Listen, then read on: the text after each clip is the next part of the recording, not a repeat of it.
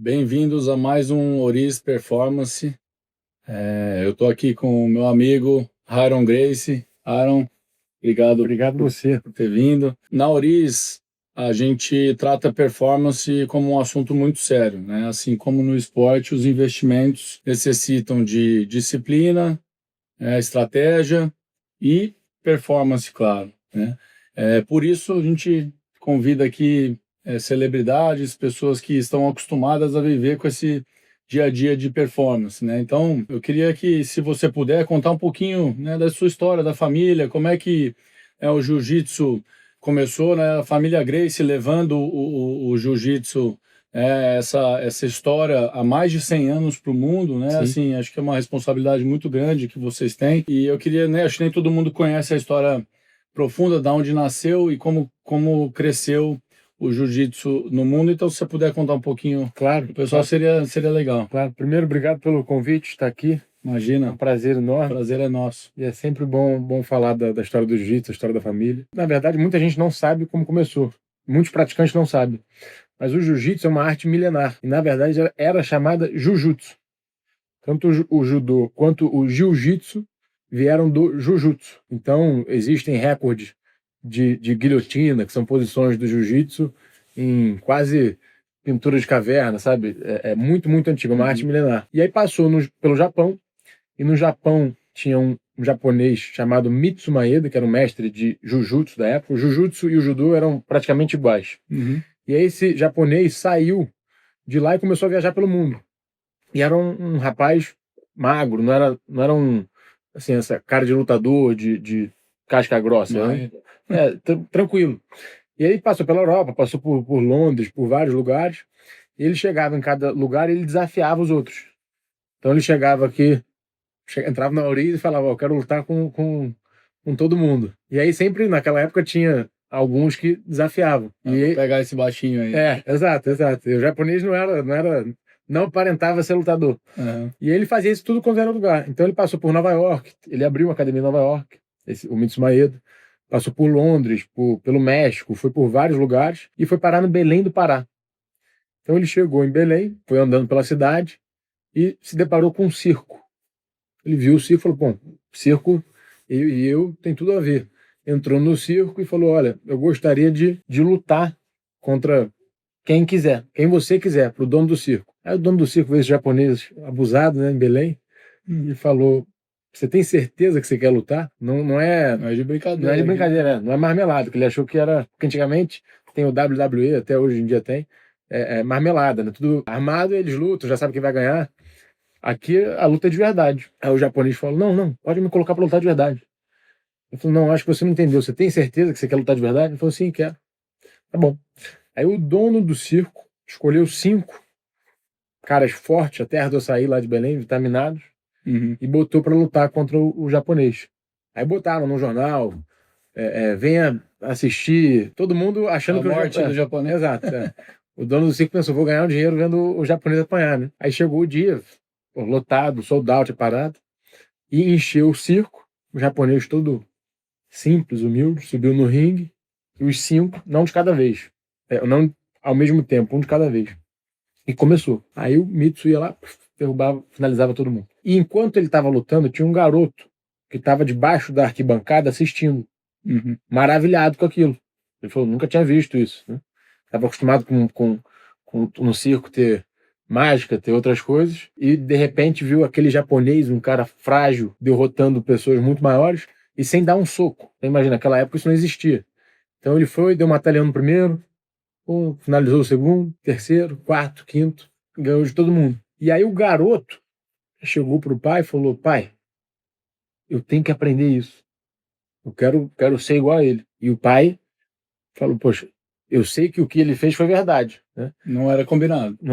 Tanto que o engraçado é que todo mundo no circo foi pedir o dinheiro de volta pro Gastão, que era o dono, porque falou: olha, você me enganou aqui, você foi falar que ia ter uma luta de verdade e o cara ganhou de todo mundo sem dar um soco. Isso é impossível. E o Gastão sabia que era verdade. Porque... E os que apanharam também, né? Então, quem sabia que era verdade? Os que apanharam, os 5, o japonês que bateu e o Gastão. Que foi ele que organizou tudo. Então o Gastão chegou pro Mitsu e falou: olha, gostaria que você ensinasse o que você fez pro meu filho, o Carlos. E o Carlos era um garoto frágil, era bem bagunceiro naquela época, tinha um problema de tudo na escola, era muito bagunceiro. E o Mitsu aceitou. Então o Mitsu começou a dar aula pro Carlos. E o Carlos é meu bisavô. Legal. Então, assim que o jiu-jitsu foi introduzido na família, ele teve aula com o Mitsu 4 anos. Aí eles se mudaram ele e a minha família, né, na época de Belém, pro Rio. Começaram a treinar mais jiu-jitsu com o irmão. E eles começaram a trabalhar no cais do porto. Então eles chegavam no porto com os marinheiros. E os marinheiros gostavam de tomar uma, né? E depois... E eram fortes, né? Fortes, e começavam a brigar. E aí o Carlos viu uma oportunidade de fazer o que o japonês fez. E provar a eficiência do jiu-jitsu. Então eles começaram a lutar, o negócio expandiu. E o Carlos e o Hélio começaram a ter uma visão de ampliar para o mundo. Então eles tinham um conhecimento que ninguém tinha, profundo. E eles viram que no mundo ninguém sabia do jiu-jitsu.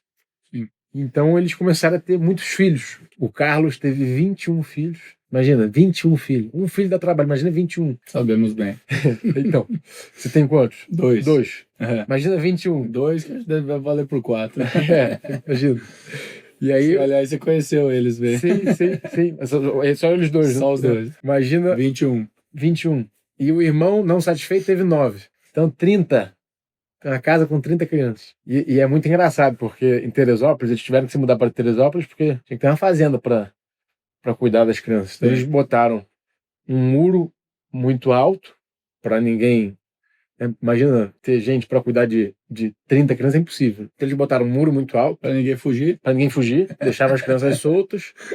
Todo dia treinando jiu-jitsu. Uhum. Então, era o dia de treino de manhã, de tarde, de noite. E era muito kimono. E o kimono... você tem que lavar, você usa uma vez, você lava. Então, só o varal da casa era um terreno gigante. Então, ficava uma parte do terreno varal, mais de 100 kimonos. Do outro lado, tatame, eles treinavam a casa. E o engraçado é que todo mundo que passava na cidade, eles passavam na frente da casa, eles olhavam aquilo, eles viam um muro alto, grade, aquela roupa branca. E um monte de doido. Ele falava, esse aqui é o hospício de Teresópolis. Achava que era a casa de doido, que o kimono era camisa de força. Até hoje eu acho que era realmente. E aí o jiu-jitsu foi crescendo. Imagina 30 filhos. E o que eu acho legal é que o Carlos e o Hélio, eles tiveram uma estratégia muito importante, esse papel dos dois irmãos. O Hélio virou meio que o general da família. Então ele era o educador, treinador, técnico, de técnica de luta. O Hélio ficou o responsável. E o Carlos virou o filósofo. Então o Carlos educava as crianças moralmente, contava a história, desenvolveu a dieta Gracie. Então essa questão de estratégia, né, que a gente estava falando da Oriz, como que é muito idêntico ao mundo da luta, ao mundo de performance. O Carlos, ele desenvolveu uma dieta, que era o irmão mais velho. Meu xará. Dieta Gracie, para que nenhuma criança ficasse doente e pudesse lutar sempre. Legal. Então não podia comer doce, não podia comer nada. Aí o jiu-jitsu foi crescendo.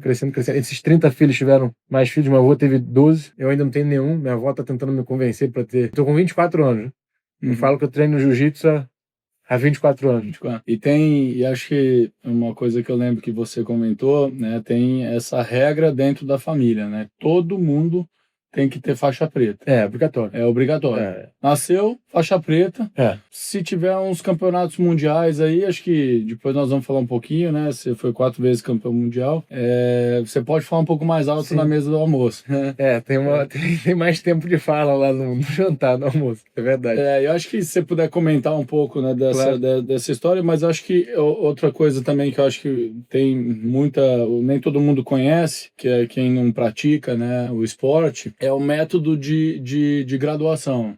Como que funciona para você ser graduado, né? Como funciona, o que é ter uma faixa preta, nas faixas, claro. Como funciona isso, porque a gente vê muita criança, depois nós vamos falar um pouquinho de como a gente se conheceu, e eu achei muito bonito e muito educacional, né? Você forma realmente um ser humano, né? Sim, completamente. Então, no começo, na família, a gente tem uma tradição que antes do bebezinho vestir a fralda, a gente veste o kimono. Então começa já, a primeira roupa é um kimono. Então já não tem escapatória. Eu não tive muita escolha, não. Se eu quiser. Eu não lembro de ter me perguntado se eu queria treinar ou não. Então a gente começa treinando, desde comecei brincando de jiu-jitsu, isso é muito importante. E todo Gracie é obrigado a ir até a faixa preta. E o interessante é que a família, né, não obriga a competir. É igual terminar a escola, você vai pegar a preta. E eu cresci nesse meio, treinando. E o mais legal para mim é a maneira que você gradua no jiu-jitsu. Você vai graduando, né? Vai recebendo as próximas faixas. E a visão profunda do jiu-jitsu, que eu acho que é algo que é diferente de outras artes marciais e de outros esportes, é que a gente analisa, por exemplo, vamos lá, a humildade, paciência, as valências, gentileza, as valências físicas. Então, por exemplo, eu chego na academia para dar aula e eu pergunto para as crianças: bom, a sua faixa que você está amarrada na cintura é a faixa do jiu-jitsu, né, da sua técnica. Agora, qual que é a sua faixa na gentileza? Qual que é a sua faixa na humildade? Você é faixa preta na humildade? Às vezes uma criança é faixa preta na humildade. Sim. Às vezes a criança é mais humilde que muito faixa preta. Então, essa visão específica é muito interessante. E muito importante também, porque em todas as áreas, de todas as profissões, isso existe. Com certeza. Eu sou faixa preta no jiu-jitsu. Imagina eu chegar aqui na Oriz e querer falar eu opinar muito, sabe, de gestão no seu mundo. Você é faixa preta, então essa visão, principalmente para a criança, de ter humildade do faixa branca, saber que todo mundo é faixa branca em algo, é muito importante. As crianças na família e todo mundo que a gente ensina, hoje a família, somando todas as academias, são mais de 5.000 academias, meados de 1925.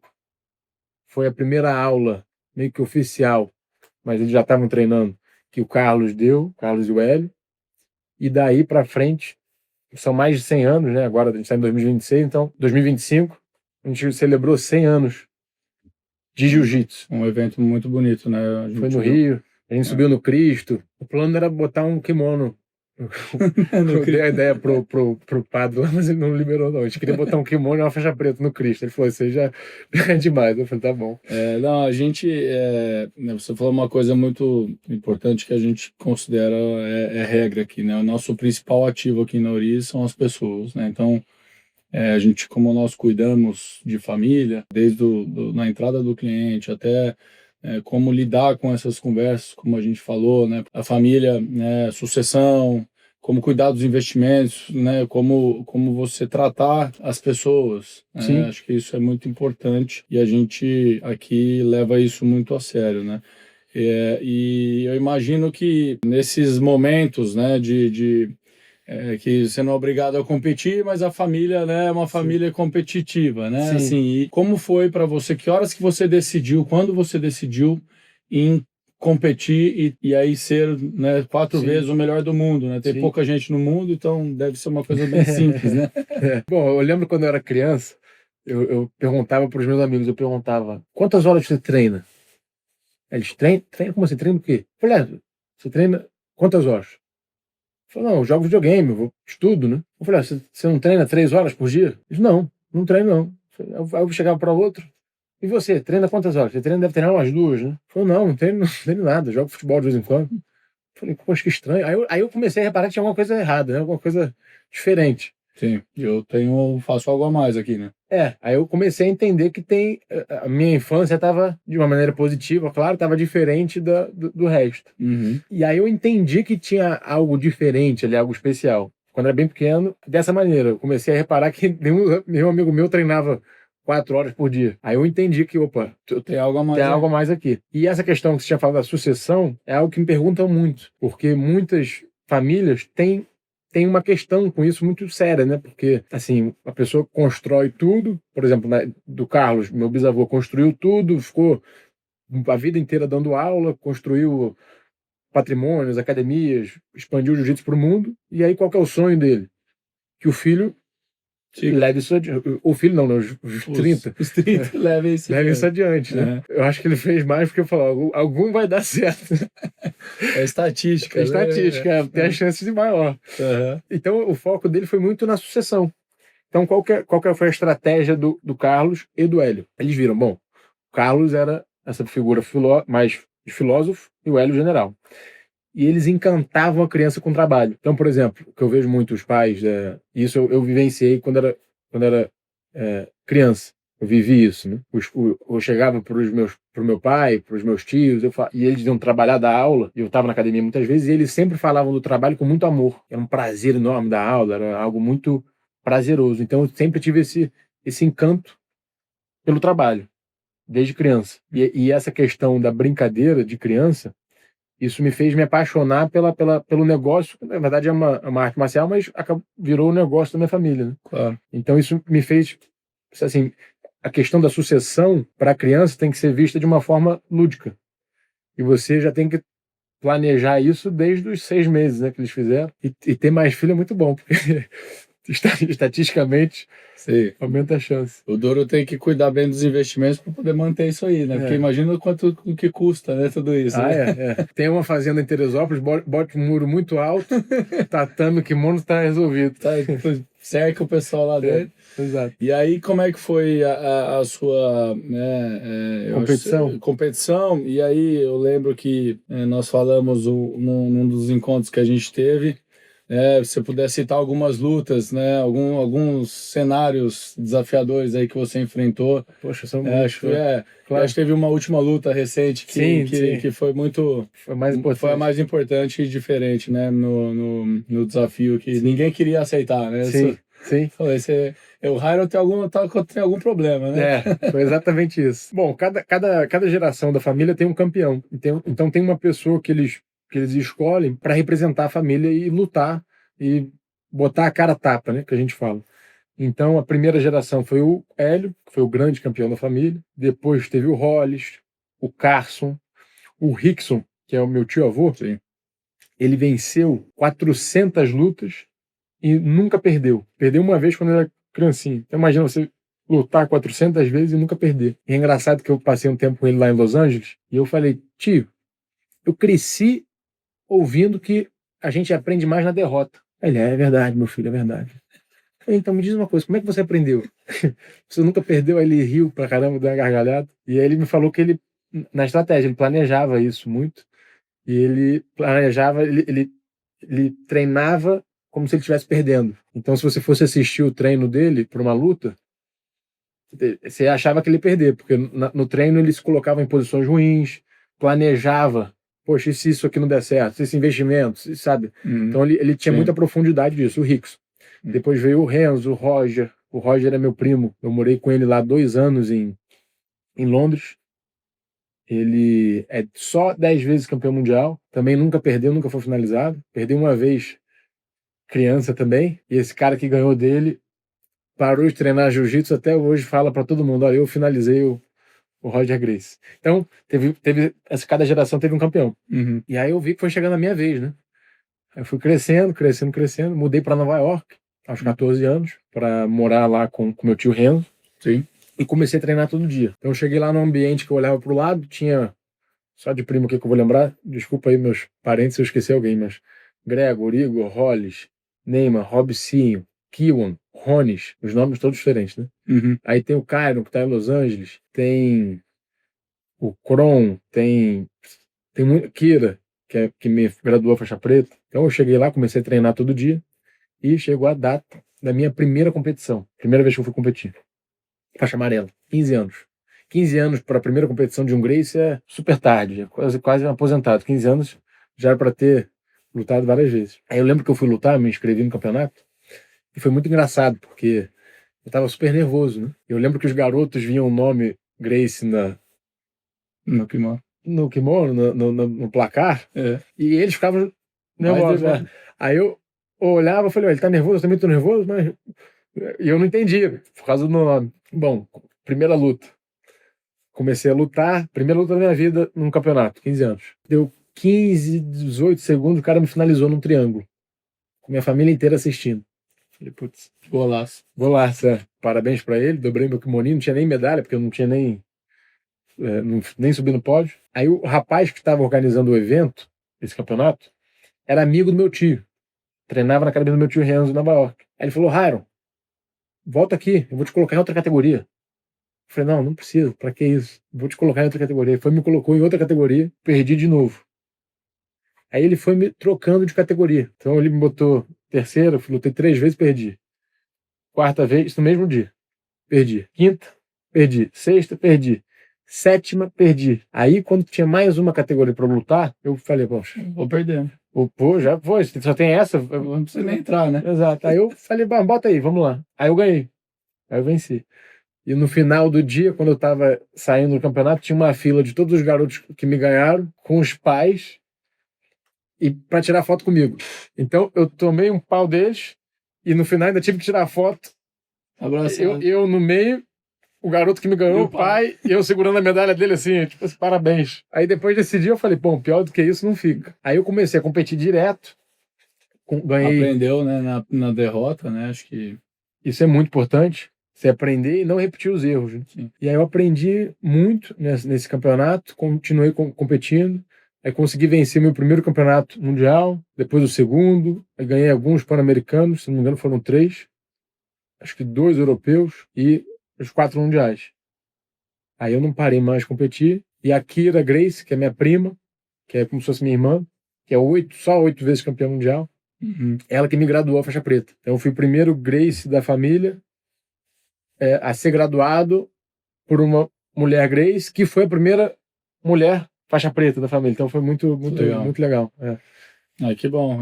E a gente vê isso principalmente, né, com as crianças, né, e para os adultos também. Né? Acho que perder, às vezes você perde, né? Nem sempre você ganha. Né? E aí como é que você repete, revisa o processo para isso não acontecer de novo? Claro. Acho que o nosso mundo aqui é muito parecido, né? É tão difícil você ganhar, né, acumular patrimônio, então não perder já é um desafio, né? Já é uma responsabilidade. E ganhar, né, acumular ainda mais é uma consequência. Então, a gente passa muito isso para as gerações, né? Assim, acho que a geração mais nova quer muito, né, ganhar e na verdade conquistar e construir. Sim, e não perder. E não perder já é uma responsabilidade muito grande. Sim, é um sucesso gigante. É um sucesso gigante, né? Poucos ganham. Sim. Né? E as crianças, o legal é que a criança tem que desenvolver um apreço, né? Admirar a conquista dos pais, admirar e dar valor para o negócio dos pais.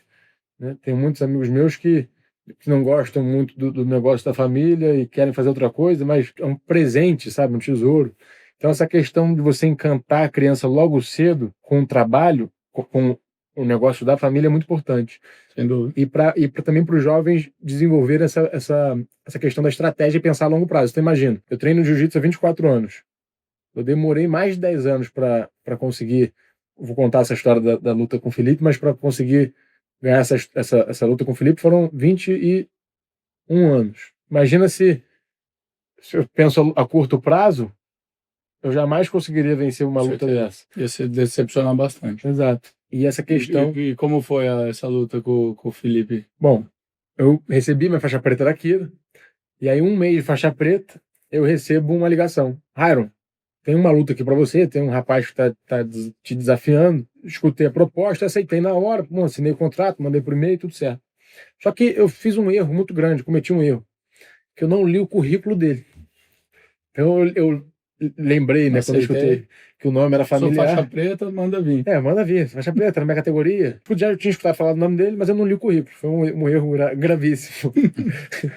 E aí me mandaram o Media Kit, né, que é para postar nas mídias sociais, Iron versus, o nome dele é Felipe. Aí eu recebi, mandei lá, postei. Aí eu postei, deixei meu telefone de lado assim, e o telefone começou a pitar. Blim, blim, blim, blim, blim, blim. Aí eu falei, poxa, tá com problema, deve ter algum bug, algum negócio, né? Aí eu peguei o telefone e vi. Aí que eu me dei conta.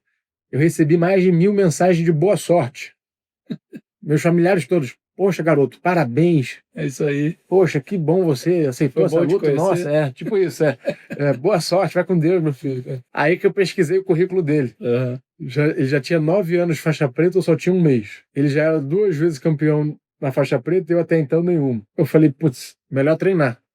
Eu ainda tinha 5 meses para treinar. Estava em Londres treinando com o Roger. O Roger, para quem não conhece o jiu-jitsu, ele é considerado o Michael Jordan do jiu-jitsu. Então, treinar com o Roger, não é porque é meu primo, mas realmente treinar com o Roger é como se você estivesse aprendendo basquete com o Michael Jordan. É extraordinário. E aí eu tava treinando com ele, treinava muito, o dia inteiro. E chegou a data da luta, né? É engraçado que vai chegando um momento que você vai ficando mais nervoso, né? Igual o cavalo, quando tá voltando pra casa, ele acelera. Fui pra Balneário Camboriú, que foi o evento. Quando eu chego lá, eu saio do avião, chego no hotel. Quando eu chego no hotel, que eu saio da van, né? Saí. Pum.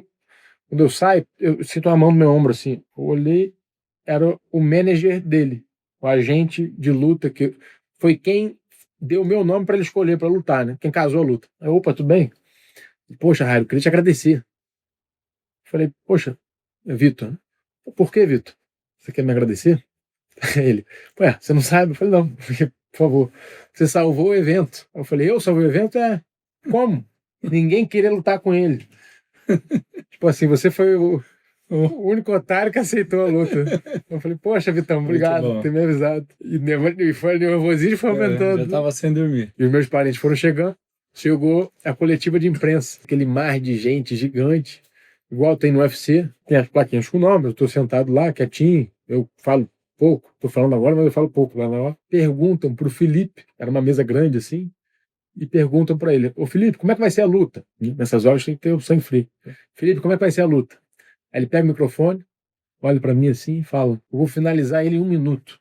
Aí eu, na minha cabeça, pensei, putz, o manager dele veio me agradecer, falou que ninguém aceitou a luta. Recebi 1 milhão de mensagens de boa sorte. E o cara agora tá falando que vai me finalizar em 1 minuto, né? Aí eu já tava assim. Aí viraram para mim e perguntaram: o que você tem a dizer sobre isso? Aí normalmente, numa luta de MMA, o cara xinga, fica bravo, joga a cadeira, joga a garrafa. Aí eu, naquele momento, né? O que você vai dizer sobre isso? Aí eu peguei o microfone, olhei para ele e falei: eu não concordo, não. Todo mundo chorava de rir, né? Porque tava esperando eu xingar ele, falar alguma coisa. Eu que vou te finalizar. Eu falei, nada, o que você tem a dizer? Eu não concordo. Aí o meu tio, Renzo, meu filho, eu não concordo, não dá, né? Aí você acaba com a minha reputação. Falei, poxa, tio, eu vou falar o quê? Aí chegou o dia da luta. Pra mim, essa luta foi o resumo da estratégia, né? E você acreditar em alguém que sabe mais certo assunto. Então, não dormi nada na noite, chegou o dia da luta. Eu tô lá aquecendo e meu tio Renzo, que é um figura e professor e lutador nota 1 milhão, chega pra mim e fala, ô Ryan, vem cá que eu vou te ensinar uma posição. 5 minutos antes da luta. Aí eu falo, tio, obrigado, mas você poderia me ensinar essa posição amanhã? Ou hoje, depois da luta? Porque para você fazer uma posição que você aprende, demora anos para fazer, ainda mais num cara do calibre do Felipe. Eu falei, você poderia me ensinar depois? Ele, deixa de ser abusado. Vem. Aí eu fiz, né? Por hierarquia e respeito a ele, fiz a posição. Chamaram para a luta, eu entrei, e na luta você podia apostar. Então, só para vocês terem a noção de como é que estava as apostas. 90% de chance que o Felipe ia ganhar e 10% eu. Eu apostei no Felipe. Pelo menos não sai perdendo. Eu fazia para o head ali, né? Eu apostei no Felipe. E aí eu entrei para lutar, ele falou que ia me pegar no minuto. E eram 5 rounds de 3. Aí começou o primeiro round, e pra lá e pra cá. Bem, sobrevivi o primeiro round, cheguei pro meu tio comemorando. Eu falei, tio, não foi 1 minuto. Não foi 1 minuto. Ele falou, eu sei, mas vai que tem mais 4 rounds aí pra te segurar. Aí eu fui de novo pro segundo, terceiro. Aí no quarto teve um momento que ele se distraiu. E há um tempo atrás eu tive uma aula com Ted Riné, que é considerado o maior atleta olímpico da história. Ele ficou 10 anos invicto no judô, é extraordinário. E aí eu lembrei de uma técnica que ele me ensinou, que é um detalhe bobo assim, né, olhando, mas faz toda a diferença. Aí eu lembrei desse detalhe e entrei na queda. E derrubei ele. Nem eu acreditei. Pum, caiu no chão. Quando ele virou para ficar em pé, eu engatei um estrangulamento e finalizei. E ganhei do Felipe. Adivinha qual foi o estrangulamento que eu finalizei? Isso o tio falou. Que meu tio falou. Aí 5 minutos antes da luta. 5 minutos antes da luta. Aí quando o cara bateu, eu escutei meu tio. Te falei, pô! Quando a família vai lutar, né? É muito legal. E eu aprendi uma lição, né? Porque a gente vai crescendo, aí eu já tava com alguns mundiais e você pensa assim, ó, eu já sei de tudo. E aí você descobre que, na verdade, você não sabe nada, porque tem muito para aprender ainda. E o engraçado foi que depois da luta, o Vitor, que é o agente, chegou para mim e quis marcar uma revanche. Falou, Rairo, ele quer lutar com você de novo, quer lutar em qualquer regra, quer lutar no que for.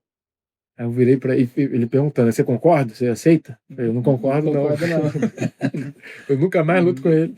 Um abraço pro Felipe, mas ó, essa aí eu nunca mais eu luto. Muito bom. Pô, daria pra gente ficar aqui conversando o dia todo, né? Tem bastante história e acho que a gente pode fazer depois outras versões, mas acho que o pessoal deve se perguntar, né? Pô, por que a Oriz, né? Por que a gente se conheceu e da onde que a gente se conheceu? Acho que é importante a gente comentar. E o que chamou a atenção, né, do Hiron para a Oriz, né? Claro, foi muito legal como conhecer a Oriz, porque foi através de um projeto educacional que se chama Passos Mágicos, que é o Dimitri e a Michelle fundaram, um projeto fantástico. Vocês devem depois, né, contar mais a história desse projeto, que é fantástico. Sim. E a Oriz ajuda, investe e auxilia e orienta esse projeto, que é extraordinário. E foi assim que eu conheci o Carlos e conheci a Oriz.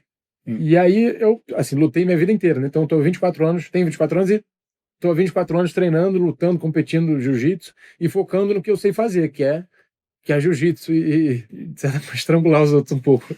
Então, e a gente consegue ajudar aqui do outro lado, né? Exato. Que é administrar o patrimônio, ajudar você a cuidar do que você construiu. E foi muito interessante, né? Porque eu vi você dando aula lá para as crianças, né?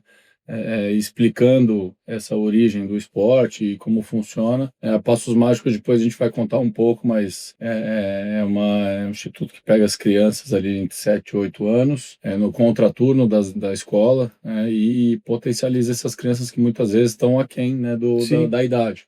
São crianças já mais velhas que estão na alfabetização ainda, né? Sim. E essas crianças ficam crianças que, como acho que a família Gracie, né, ficam aceleradas, potencializadas. Sim. Então ela faz ali 2, 3 anos em um. Sim. E a hora que ela chega na idade dela, que ela está na escola, e às vezes na escola particular, que a gente pode apadrinhar as crianças, né, e escolher e ajudar, né, diretamente uma ou outra, ou várias crianças ao mesmo tempo, como a gente faz aqui. São 1.500, você imagina. E ela chega lá na escola, ela tá acelerada. Então, de repente, ela tem 10, os outros têm 10, só que ela tem 10 tá turmas. Voando, E aí, no final, são crianças que estão se formando antes, estão passando na primeira lista do INSPE, PGV e outros. Então, acho que foi muito legal, né, que a gente se conheceu dessa forma, porque acho que no final do dia, a gente aprende que, além de ajudar, falar um pouco de ajudar os outros, né? Que eu acho que esse é o DNA que a Oriz tem aqui também, que faz isso na prática, né? Então,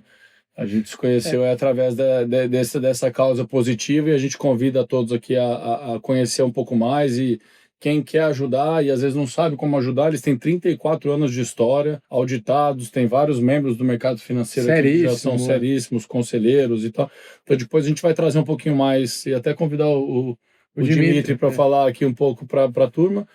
Mas eu queria terminar aqui, né, assim, com um papo muito legal, e acho que vai ser um prazer ter você aqui com a gente, e a gente pode fazer vários outros desses, inclusive até, né, com os clientes, enfim, fazer encontros aqui para a gente falar mais do jiu-jitsu e mais das histórias aí que tem bastante. E antes eu queria falar uma coisa, né? Claro. Eu acredito que a solução do Brasil, do mundo, de todos os problemas é a educação. Para receber faixa preta, você demora em média 10 anos, 10, 12 anos. Então, 34, Dimitri e Michelle, esse projeto, eles são 3 vezes faixa preta nisso, né? Então, o trabalho que eles fazem, o carinho com as crianças, a visão estratégica com o indivíduo, né? Eles veem a criança, sabe, não é um número. Cada criança, realmente, eles levam a criança no máximo potencial. E são crianças que têm o soft skill de conversação, É impressionante. Né? Não é impressionante? Então, e aí eles dão o que, sabe, para complementar, que é a base técnica. E eles fazem essa questão de encantar as crianças. E isso, para mim, é o maior prazer que eu tenho, dar aula e poder, de alguma forma, contribuir com isso. Eu acredito que você também, como a gente conversou. E quanto mais a gente conquista, quanto mais a gente consegue, né, se estruturar, mais a gente consegue ajudar. Então, a Oriz, para mim, nesse momento, eu assim, fiquei muito feliz de encontrar essa solução por uma questão, assim, de orientação financeira. Tento sempre ter a mentalidade faixa branca. Então, quando eu cheguei aqui e conversei com a equipe toda e sentei e vi, sabe, todas as opções, porque minha família está há 100 anos lutando, né? Então a gente é muito bom em lutar, são mais de 5.000 academias pelo mundo. Eu sou novo ainda, então eu tenho muito a aprender. E então, de acumulação. Exato. Então, para mim, tá sendo fantástico. Fiquei muito feliz de ter encontrado a Aurize e poder ter acesso a essas soluções, que eu acho que são ideais. E poder, através disso, me dedicar mais ao que eu amo, que é ajudar os outros e lutar. Exato, e lutar. Lutar e ajudar os outros. E a gente convida depois os clientes aí, quem quiser desafiar o Hyro aqui. Exato. A gente faz uma luta Aurize-Hyro, clientes da Aurize, todos contra o Hyro. Exatamente. E antes da gente acabar, eu trouxe pra gente fazer uma mágica. Ah, que legal. Lembra que eu falei lá no circo? Antes do Gastão, quando o Gastão, meu tataravô, tava no circo, antes do jiu-jitsu, a gente tinha mágica. Então, não sei se eu tô indo aí em quadro, você escolhe uma carta, mostra pra câmera, né? E a gente faz aqui. Vamos ver se vai dar certo, sem pressão. Pode pegar qualquer carta, se quiser. Pode ver. Deixa eu ver, vou virar pra lá pra não ver. Perfeito. Maravilha. Pode colocar a carta aqui. Perfeito. Então você escolheu uma carta aleatória. Sim. Certo? Poderia ter sido qualquer carta. É uma carta boa, ruim, neutra. É boa? Eu acho que é boa. Tá. Bom, você já ajuda. É essa. Não. É o 2 de paus. Não é? Não é. Certeza absoluta? Certeza. Então segura o 2 de paus, por favor. Botar a mão aqui e botar a sua outra mão em cima. Perfeito. Bom. Tem que falar as palavras mágicas agora. Abracadabra. Abracadabra. Pé de cabra. Pé de cabra. Ovo de galinha. Ovo de galinha. Aí, vamos ver se deu certo. Não é possível. Tá vendo? Impressionante. Tá vendo? Ó. Na mágica eu tô faixa azul ainda. É muito bom, cara. Foi um prazer. Prazer enorme. Obrigado. Prazer ter você com a gente aqui. Obrigado. E obrigado. A gente encerra por aqui e vamos. Já fica aqui o convite para a gente fazer outras dessas e contar um pouco mais da história do jiu-jitsu para todo mundo. Exatamente. Até a próxima. Obrigado. Valeu. Fração.